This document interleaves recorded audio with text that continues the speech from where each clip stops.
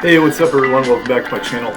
Different room for today. I'll be back at my other place later. But what we've got going on today is we're going to talk about the Cleveland Browns fantasy football projection for the 2021 season.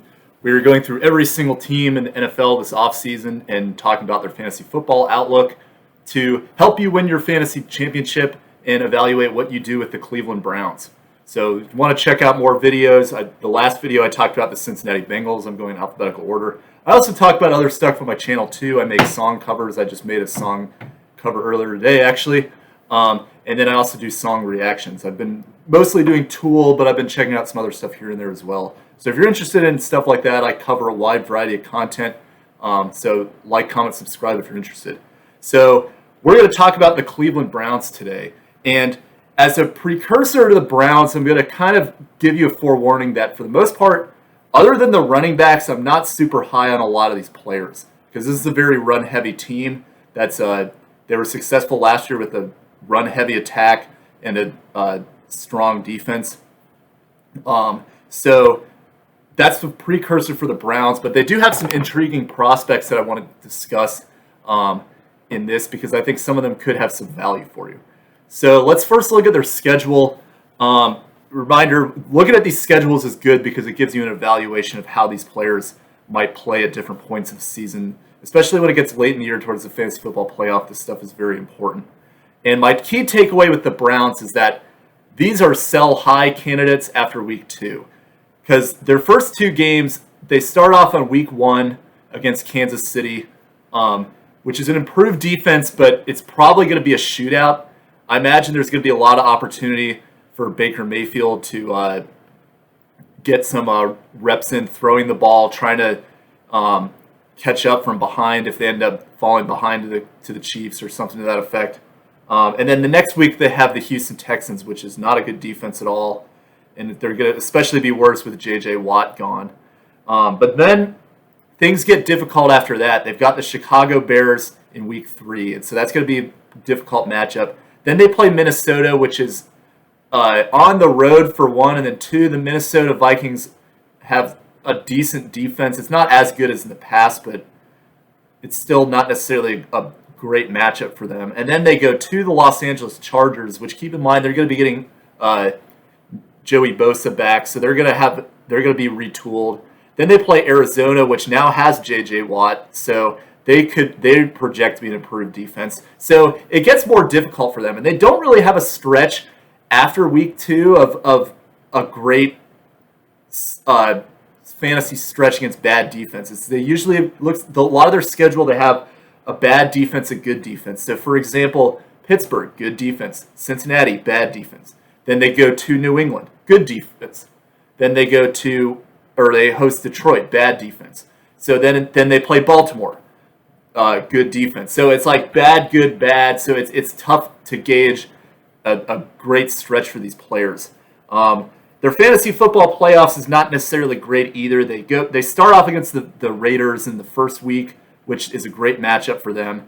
But then to the Packers, it's a middle of the road defense, and then they finish the fantasy football playoffs against the Pittsburgh Steelers. So that is not ideal for them. It's very good defense. So my takeaway is sell them after week 2. They're probably going to have a very good game against Kansas City and Houston in those first 2 weeks, and then you can maybe flip some value. Maybe get Austin Hooper. Austin Hooper goes off the first 2 games. Try to flip him for George Kittle or even Travis Kelce if somebody's willing to do that. And I'll talk about trade packages as things go along in the season because that's one of my favorite parts of fantasy football is making trades and trying to improve your assets on your team as if you're a stockbroker. You're managing these different players in ways that they can contribute to your value of your team and your potential to win in the playoffs. So I'll be talking about that as the season goes on and talk buy low, sell high candidates. So yeah, that's my takeaway with the Browns schedule. Sell high after week 2. So now let's go to the quarterback position. And their quarterback is Baker Mayfield. Sure, everybody knows that from the Progressive commercials and such. So take a look at Baker's numbers last year. He was relatively in the middle. He was the number 16 fantasy football quarterback last season. He had 26 touchdowns 8 interceptions, 3,563 yards, which sounds like a lot, but it was really only 18th in the league. So the thing with Baker Mayfield is that this offense is mostly a run-heavy offense, so he's not necessarily going to get the reps throwing the ball down the field that you would like. So because of that, that kind of limits his upside to a degree because they're mostly focusing on running the ball. Baker Mayfield is thriving off play action a lot of the time, trying to get the ball down to some good receivers that are fast guys like Donovan Peoples-Jones, Odell if he's healthy. Another guy that I'm going to be talking about who I really like in the receiving core, but we'll get to that in a sec. But anyway, Baker is a guy that he performed at about the level of a stream candidate in fantasy football quarterbacks. So for fantasy football quarterbacks, a lot of times their players' production on different teams is you can generally plug and play by the matchups. There's some people that are committed to doing this where they stream quarterbacks week by week. They go by who's got the matchup. Other people, like I'm kind of more in the other camp where you try to get a solid running quarterback who gives you a lot of upside. Like I've been using Deshaun Watson for a long time. I really like guys like Kyler Murray, Lamar Jackson, people that give you that floor. I've talked about that in some other videos when I talked about the Ravens and the Cardinals in particular.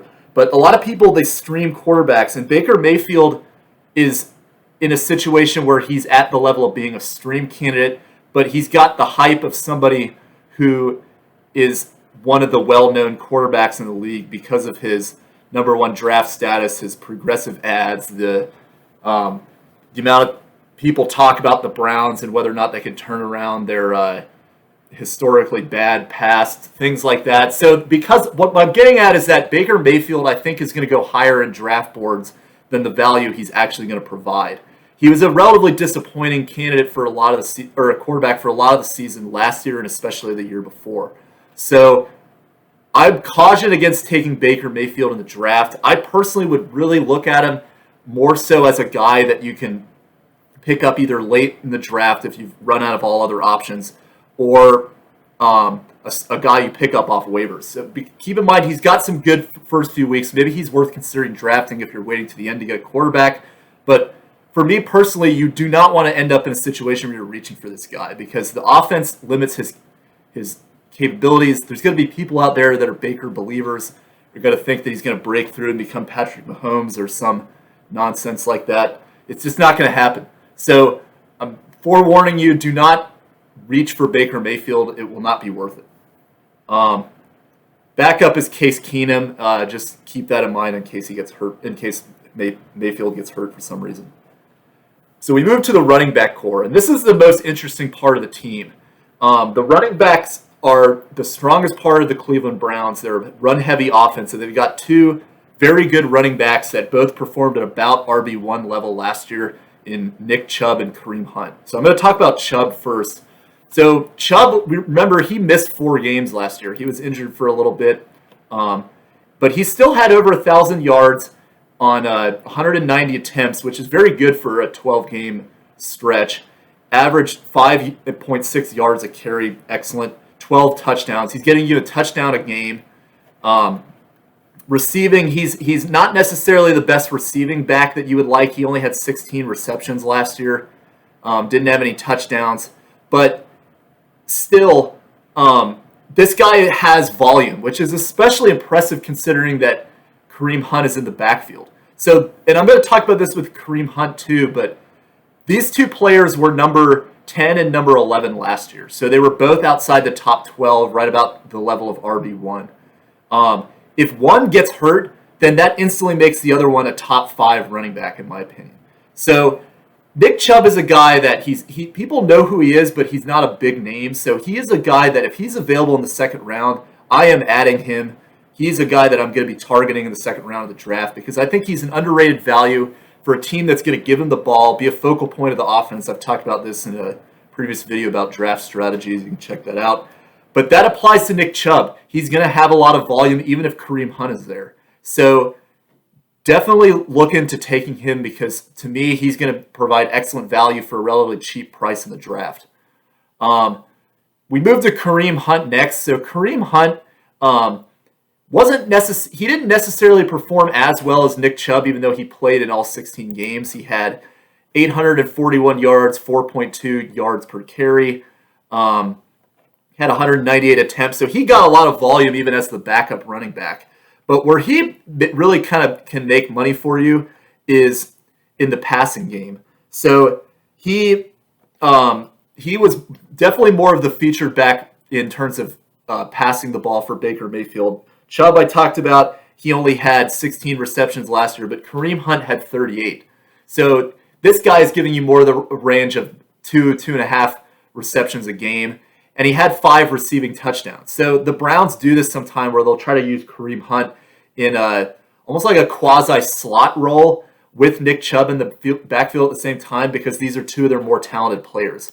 Kareem Hunt, remember, he was one of the best running backs in the league before his domestic violence incident that happened a couple of years ago. So he's got a lot of talent. His career's been a little bit derailed because of that. But if anything were to happen to Nick Chubb, similarly, this guy becomes a must-have running back. So because of that, I'm personally going to be looking at both these two as running backs I would be interested in. I think Hunt is going to go lower in the draft. He's probably going to be maybe, I would guess, a 3rd to 5th round pick, depending on the demand for running backs that people will want.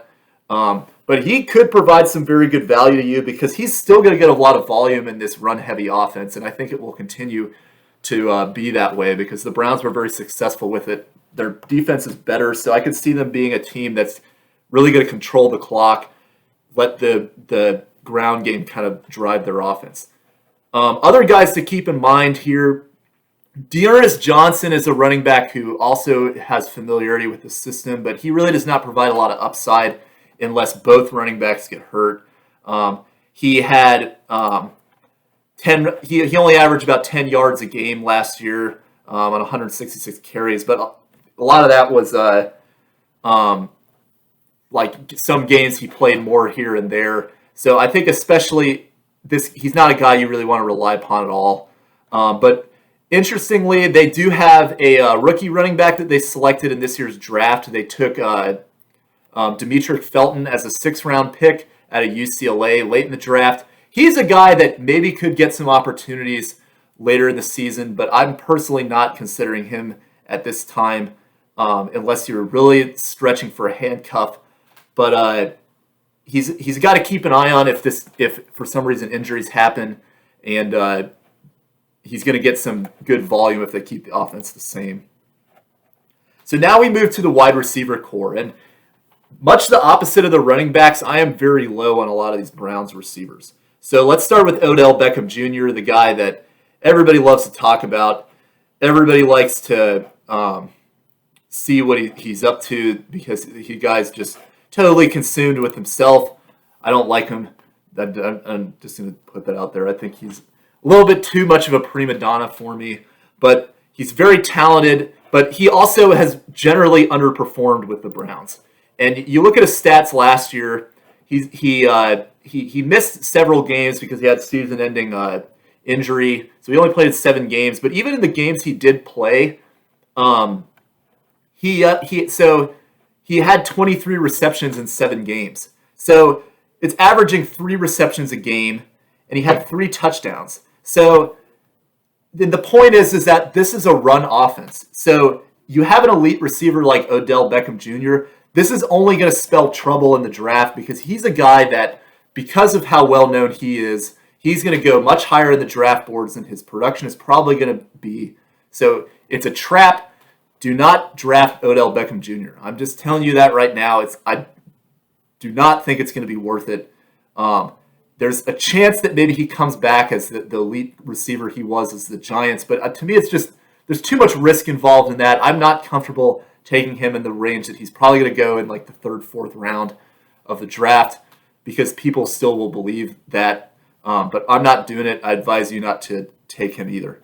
A safer option for them is Jarvis Landry. Was their number 1 receiver last year. He had 72 receptions. 101 targets, 840 yards. But the downside to him is he only had 3 touchdowns. And he really went a long stretch this season where he didn't even score until, I believe, Thanksgiving weekend was when he finally scored his first touchdown. He kind of did better as the season went on, but early on he was very much a bust.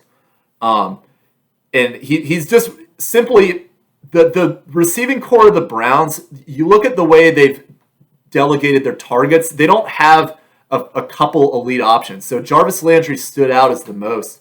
But then you have a lot of guys who finished around the range of 40 to 20 receptions. You have Austin Hooper, Rashard Higgins. I'm going to talk about him in a sec. Odell Beckham, Donovan Peoples-Jones, Kareem Hunt, Harrison Bryant, David Njoku, all around 20 catches. So the Browns run-heavy offense. They're not going to be passing the ball to a lot of targets, especially when it's dispersed around. That just spells trouble for guys like Jarvis Landry that rely on receptions. I'm avoiding him personally. He could be good value if he slips, but otherwise, I'm not a big fan. Another guy that they have on their team is Rashard Higgins. He provides potential, but he's just never really put it together, in my opinion. He had 37 receptions last year, 599 yards, 4 touchdowns, but he's really a guy that he has to have big plays, and I'd rather have guys that are more consistent than that.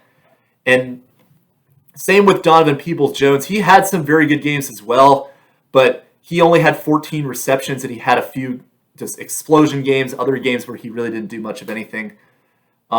I'm not very high on either of those 2 players. The receiver that I'm the highest on for the Cleveland Browns, and just simply because of the draft position that he's probably going to go, is Anthony Schwartz. He's a rookie that they took in the 3rd round out of Auburn. This guy ran a 4.26 in the combine. So he's one of the fastest receivers that were coming out in the draft this year. And, you can't always rely on speed because you end up with cases like John Ross where they just don't pan out at all in spite of their speed. But if he's utilized properly by Kevin Stefanski, who's a pretty smart coach, there's a pretty significant void in this receiver core, if you think about it. These guys are not necessarily stepping up. They're all generally performing about the same as each other. So if he stands out, if they can scheme him in a position where he can be a Tyreek Hill option for their team, and set up a situation like that where he could be a play-action pass guy, I really like him as a buy low candidate because a lot of people don't know who he is. He's probably not going to get drafted until the very end. So a late round flyer on Anthony Schwartz would be very well worth it in my opinion. I think that I would definitely consider doing that. And honestly, I like him most among these wide receiver options for the Browns because he's not going to go very high. Low expectations, so essentially low risk, high reward potential by taking Anthony Schwartz. We move to the tight ends now. Austin Hooper is their tight end. Austin Hooper was about mid-level tight end to higher level potential.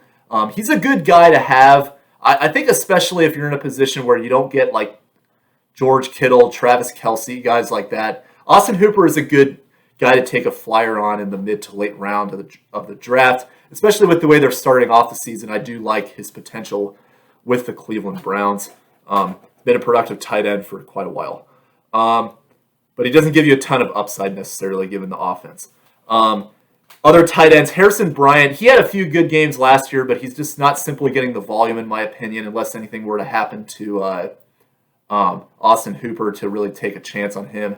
And then David Njoku, I don't know what's going on with this guy. I thought he was really going to step up as a great tight end option for them, but he's just really, I guess he just doesn't fit on the team or something like that because he just hasn't had a breakthrough for them.